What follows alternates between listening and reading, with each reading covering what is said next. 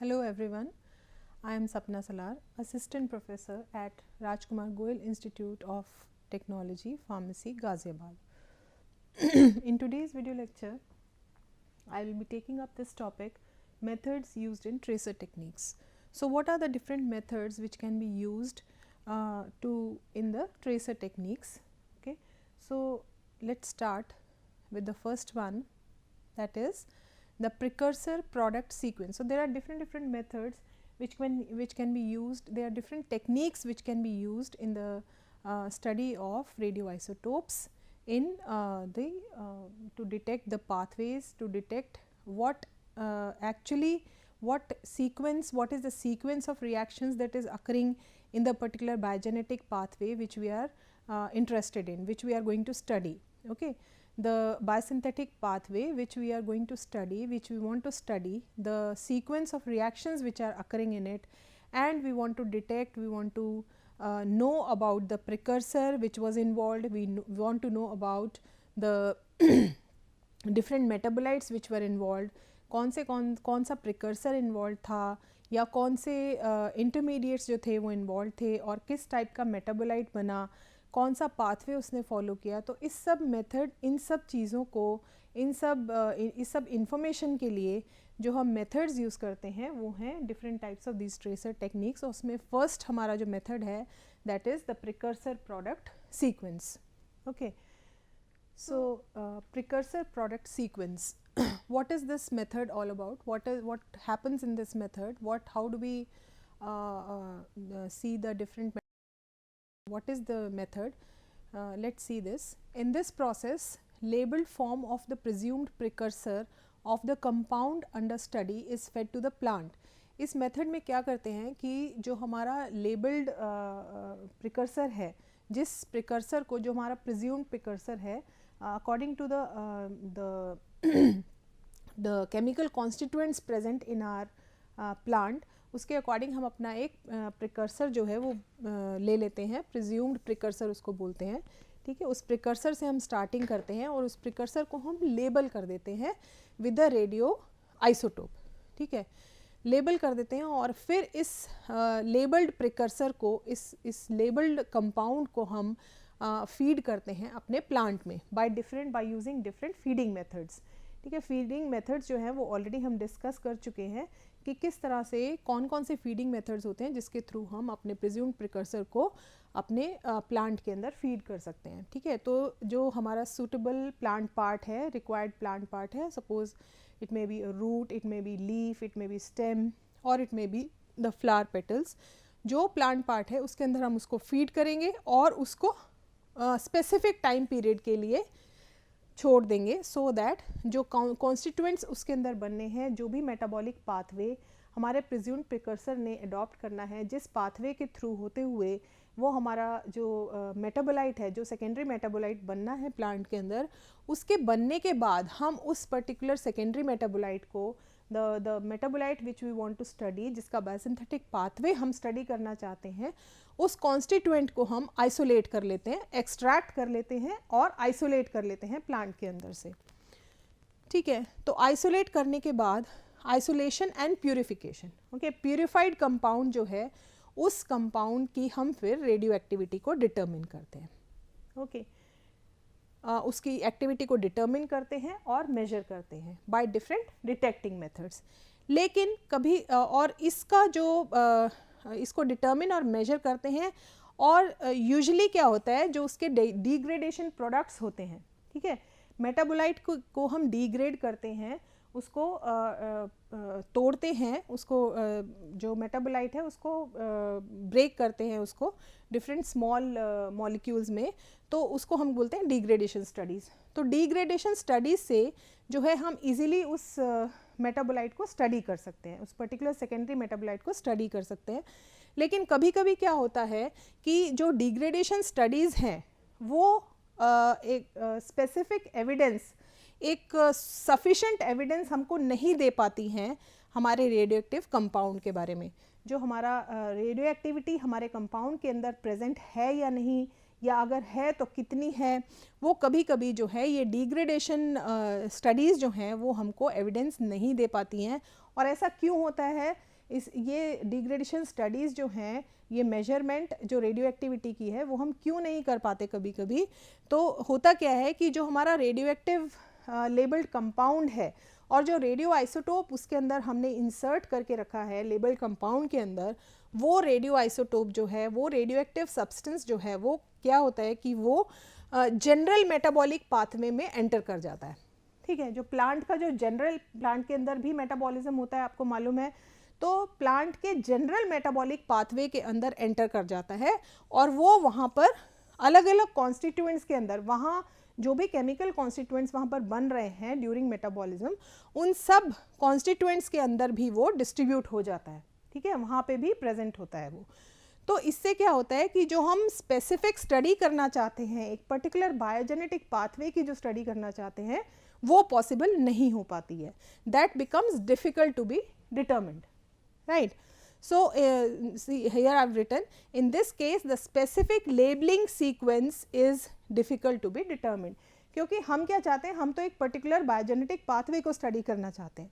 Suppose हम amino acid pathway को study करना चाहते हैं, लेकिन क्या होता है कि सपोज हम एक पर्टिकुलर एल्कलॉइडल प्लांट के अंदर उसका जो बायोसिंथेटिक पाथवे है एल्कलॉइड का, उसको हम स्टडी करना चाहते हैं, मगर क्या होता है कि उस स्पेसिफिक पाथवे में वो रेडियो एक्टिव सब्सटेंस ना प्रेजेंट होकर क्या होता है कि उस प्लांट के जनरल मेटाबॉलिक पाथवे में एंटर कर जाता है और वहाँ पर उस मेटाबॉलिक पाथवे में जितने भी कॉन्स्टिट्यूएंट्स बन रहे हैं, जितने भी इंटरमीडिएट्स बन रहे हैं, उन सब के अंदर डिस्ट्रीब्यूट हो जाता है।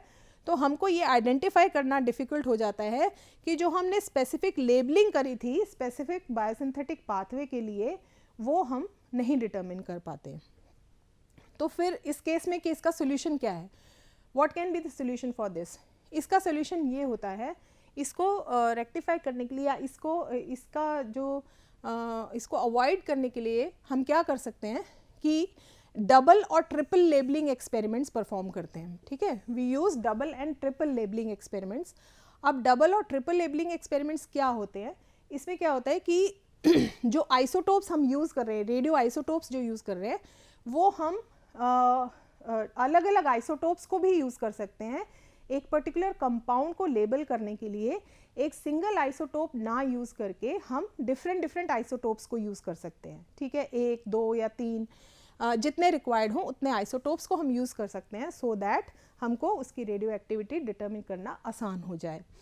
लेकिन इसके अलावा ये भी हम कर सकते हैं कि जो एक सिंगल आइसोटोप को लेकर, ठीक है, डिफरेंट आइसोटोप्स ना लेकर एक सिंगल आइसोटोप भी अगर हम ले रहे हैं तो उसको हम 2 या 2 से ज़्यादा पोजीशंस पर जो है लेबल कर दें।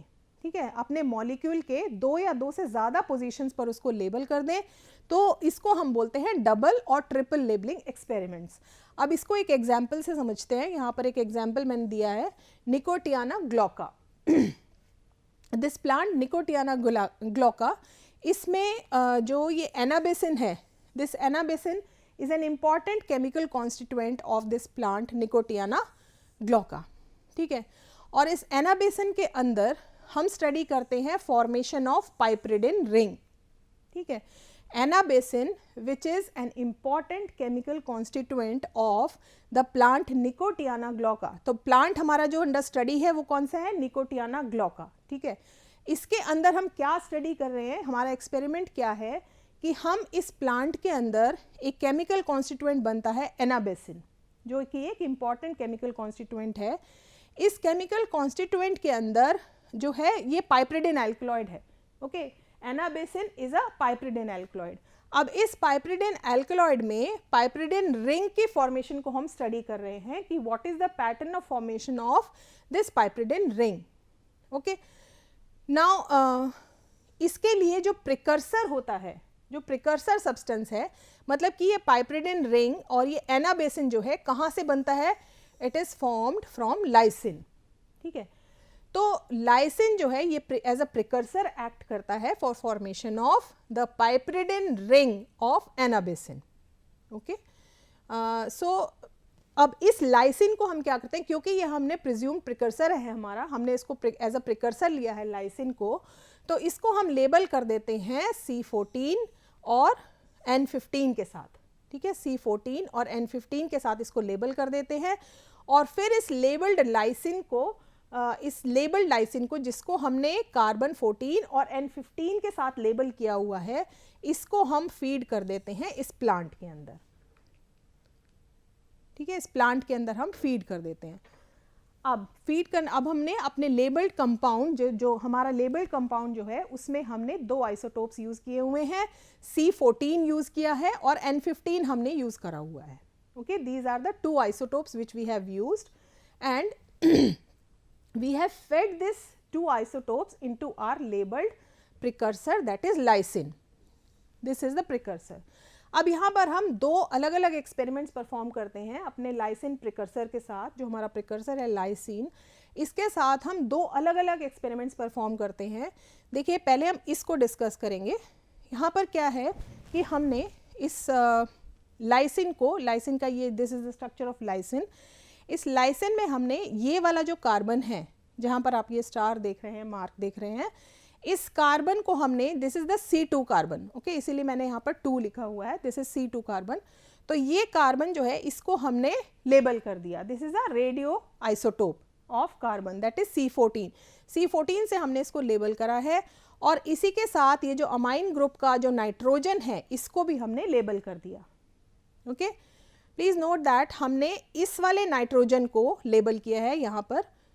There are 2 nitrogens you can see in this lysine structure. One is this one and one is this nitrogen which is attached to this carbon. Okay, so हमने क्या किया कि हमने इस नाइट्रोजन को ना लेबल करके हमने ये वाला नाइट्रोजन जो है इसको लेबल कर दिया और ये C2 कार्बन को हमने लेबल किया C14 से। अब होता क्या है, अब इस लाइसिन को हमने फीड कर दिया निकोटियाना ग्लूका के अंदर।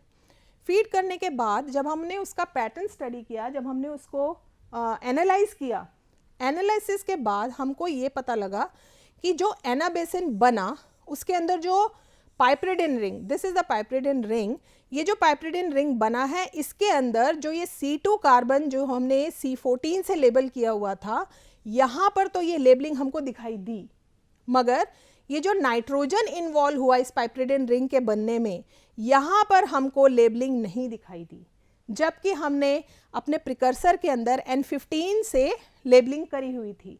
लेकिन इसका मतलब ये है कि जो लेबल्ड नाइट्रोजन था हमारा वो इन्वॉल्व नहीं हुआ है इस पाइप्रिडिन रिंग के बनने में।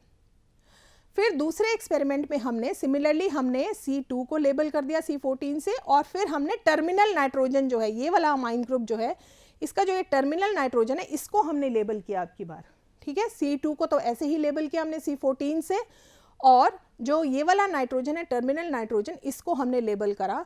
लेबल करके हमने इस लेबल्ड कंपाउंड को, लेबल्ड लाइसिन को हमने निकोटियाना ग्लूका के अंदर फीड कर दिया, और फिर हमने दोबारा से एनाबेसिन को स्टडी किया और उसमें हमने ये देखा कि जो पाइप्रिडिन रिंग बना उसके अंदर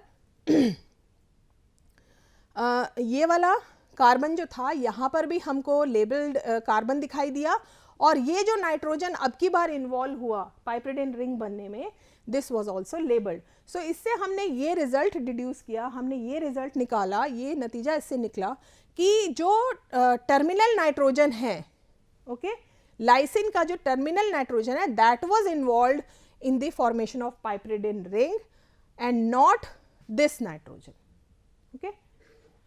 सो this is the precursor product sequence.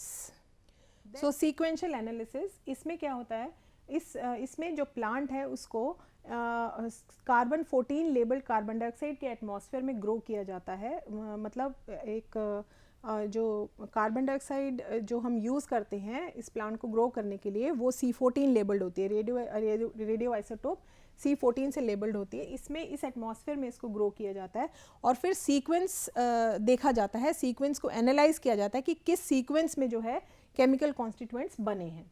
For example, to study the biosynthesis of sequence of menthol, okay, menthol जो है वो मेंथा पिपरिटा प्लांट के अंदर किस तरह से बना, उसके बनने का सीक्वेंस क्या था। मतलब पहला प्रोडक्ट क्या बना, दूसरा जो इंटरमीडिएट था वो क्या था, तीसरा क्या था, चौथा, अगर जितने भी इंटरमीडिएट उसमें बने हैं वो उनका सीक्वेंस क्या था। ठीक है, तो इसके लिए इस प्लांट को मेंथा पिपरिटा को एक्सपोज किया जाता है C14 लेबल्ड कार्बन डाइऑक्साइड से 5 मिनट के लिए। ओके, केवल 5 मिनट के लिए एक्सपोज किया जाता है और ये सीक्वेंस हमको दिखाई देता है कि उसमें पहले पाइपरिटोन बना, उसके बाद उस पाइपरिटोन से फिर मेंथॉन बना और मेंथॉन से फिर मेंथॉल बना। ठीक है, तो ये होता है सीक्वेंस को एनालाइज करना कि what is the sequence. Next is competitive feeding. Competitive feeding method क्या होता है? This method is used to determine which one out of the possible intermediates is actually used by the plant in its biosynthetic pathway, कि कौन सा intermediate जो है plant ने, जो हमारा प्रिकर्सर है, लेबल्ड कंपाउंड है, जो उसके अंदर जो हमारा रेडियो एक्टिव सब्सटेंस है, ओके, जो लेबल्ड हमने कंपाउंड अपना यूज़ किया हुआ है, उसमें उसने कौन सा इंटरमीडिएट, सपोज उसके 2 पॉसिबल इंटरमीडिएट्स हो सकते हैं। एक कंपाउंड का, जैसे मान लीजिए ये है हमारे पास A, okay, this is the precursor, और इसको D तक पहुंचने के लिए या C तक पहुंचने के लिए, suppose this is C, this is the final product, this is a precursor, तो इसको A से C तक पहुंचने के लिए इसको 2 रास्ते हैं इसके पास। ओके, एक होता है B के थ्रू और एक पास होता है B डैश के थ्रू। या तो ये B के थ्रू यहाँ C तक जाएगा, या जो ये A है ये B डैश से होता हुआ C तक जाएगा। तो हम ये डिटरमिन कर सकते हैं कि इसने ये वाला रास्ता अडॉप्ट किया या ये वाला रास्ता अडॉप्ट किया। तो उसके लिए एग्जाम्पल है यहाँ पर कि टायरोसिन जो है, यहाँ पर हमने प्रिकर्सर लिया है, tyrosine is the precursor and it is used for formation of this tyrosine is actually the precursor for formation of morphine. ठीक है, मॉर्फिन की प्रोडक्शन में, और उस मॉर्फिन की प्रोडक्शन के लिए नॉरलॉडेनोसोलिन की रिक्वायरमेंट होती है। तो नॉरलॉडेनोसोलिन जो है वो प्लांट के अंदर, मॉर्फिन के प्लांट के अंदर किस तरह से मॉर्फिन कंटेनिंग एल्कलॉइड्स जो हैं उसके लिए मॉर्फिन जो है उसकी प्रोडक्शन के लिए नॉरलॉडेनोसोलिन की रिक्वायरमेंट होती है। तो प्लांट के अंदर ये कंपाउंड बनने के लिए टायरोसिन प्रिकर्सर जो है, टायरोसिन इज द प्रिकर्सर, और इस कंपाउंड के बनने के लिए these are the 2 chemical compounds which are required. ठीक है, that is 3,4-dihydroxyphenyl ethylamine or 3,4-dihydroxyphenyl pyruvic acid. These can be used. So but what happens is that this for production of these 2 compounds which lead to the formation of norlodenosolene, इसमें क्या होता है कि जो 3,4-dihydroxyphenyl ethylamine है वो dopa, that is dihydroxyphenyl alanine, ठीक है, this is the intermediate which is through which tyrosine forms 3,4-dihydroxyphenyl ethylamine. तो जब डोपा यहाँ पर इन्वॉल्व है डाइहाइड्रोक्सीफिनाइल इथाइलामाइन के बनने में, तो ये समझा गया कि टायरोसिन से 3,4-डाइहाइड्रोक्सीफिनाइल पायरुविक एसिड के बनने में भी डोपा की इन्वॉल्वमेंट होगी। लेकिन जब एनालाइज किया गया इन कंपाउंड्स को, इस सिंथेटिक पाथवे, इस बायोसिंथेटिक पाथवे को जब एनालाइज किया गया तो ये पता चला कि टायरोसिन से 3,4-डाइहाइड्रोक्सीफिनाइल पायरुविक एसिड के बनने में डोपा की कोई इन्वॉल्वमेंट नहीं थी। ओके, डोपा बना टायरोसिन से, मगर उस डोपा से 3,4-डाइहाइड्रोक्सीफिनाइल इथाइल अमाइन बना, लेकिन 3,4-डाइहाइड्रोक्सीफिनाइल पायरुविक एसिड नहीं इससे बना, डोपा से नहीं बना, बल्कि टायरोसिन से डायरेक्टली जो है 3,4-डाइहाइड्रोक्सीफिनाइल पायरुविक एसिड बन गया। डोपा की कोई इन्वॉल्वमेंट यहाँ पर नहीं थी। तो इस तरह से हम इसको एनालाइज कर सकते हैं। Competitive feeding, this is called as competitive feeding, की वन वे और the other can be used. Next है हमारे पास isolated organs, tissues and cells. तो आइसोलेटेड ऑर्गन्स मतलब टिश्यू कल्चर टेक्निक से को यूज करते हुए हम डिफरेंट ऑर्गन्स को, आइसोलेटेड ऑर्गन्स को, टिश्यूज को या सेल्स को भी यूज कर सकते हैं, प्लांट सेल्स को या प्लांट टिश्यूज को या उनके आइसोलेटेड ऑर्गन्स को यूज कर सकते हैं for studying these feeding experiments. Okay, so radio tracers, they are introduced into various plant parts like shoots, leaves and roots. So investigations, further investigation जब हम इसकी करते हैं तो उससे हमें क्या information मिलती है कि जो हमारा रेडियो एक्टिव सब्सटेंस है वो लेबल्ड कंपाउंड जिसको हम लेबल्ड प्रिकर्सर मान रहे हैं उसमें इंट्रोड्यूस हुआ है, और फिर उसके साइट ऑफ सिंथेसिस को भी हम स्टडी कर सकते हैं कि क्या उसकी साइट ऑफ सिंथेसिस है, कहाँ पर वो एक्चुअली बन रहा है, क्या वो रूट्स में बन रहा है, क्या वो लीव्स में बन रहा है, या किसी सीड में बन रहा है, या किसी स्टेम में बन रहा है। ओके तो इस तरह से आइसोलेटेड ऑर्गन्स को, टिश्यूज़ को या सेल्स को यूज़ करते हुए हम साइट ऑफ सिंथेसिस जो है पता लगा सकते हैं using tissue culture experiments. Next is so इसके एग्जांपल्स हैं that this tropane alkaloids.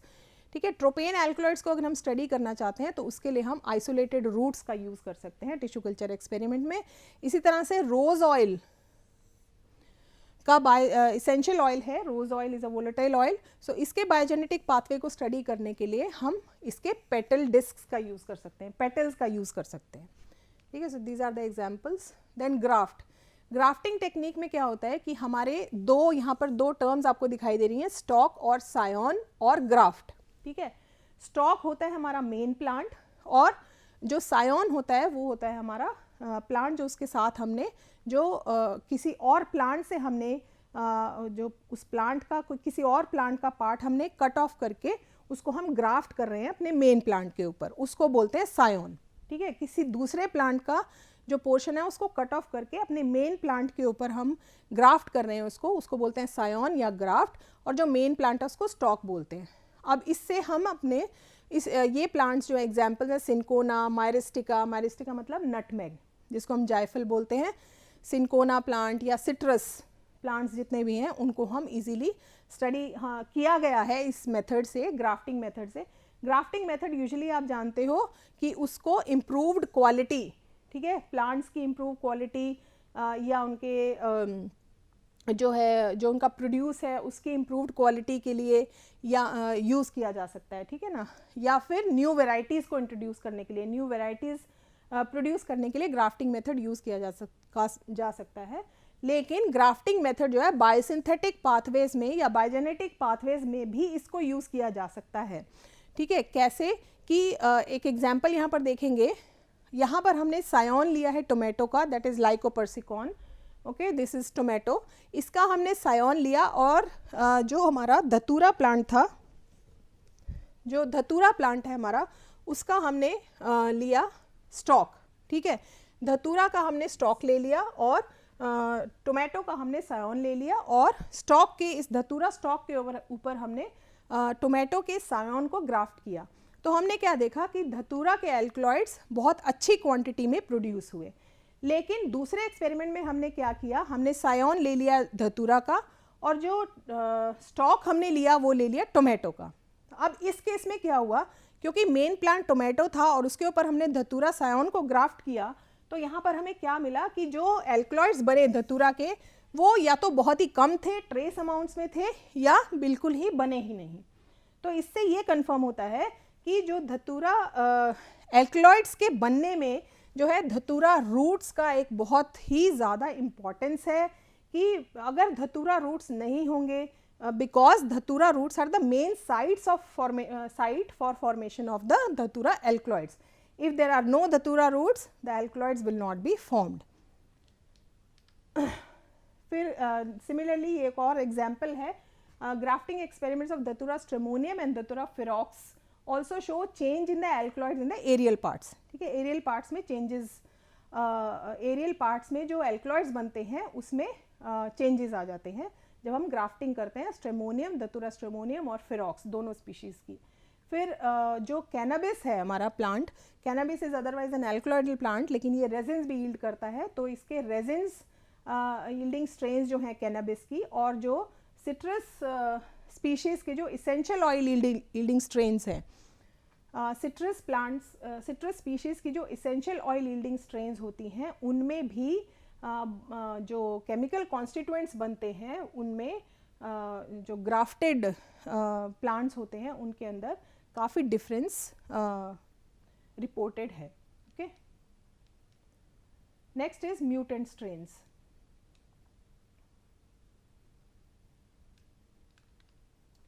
So mutant strains, will see what is this mutant strains. Mutant strains के अंदर जो जैसे कि ये लोअर प्लांट्स यहाँ मैंने मेंशन किया है, lower plants like fungi and micro organisms.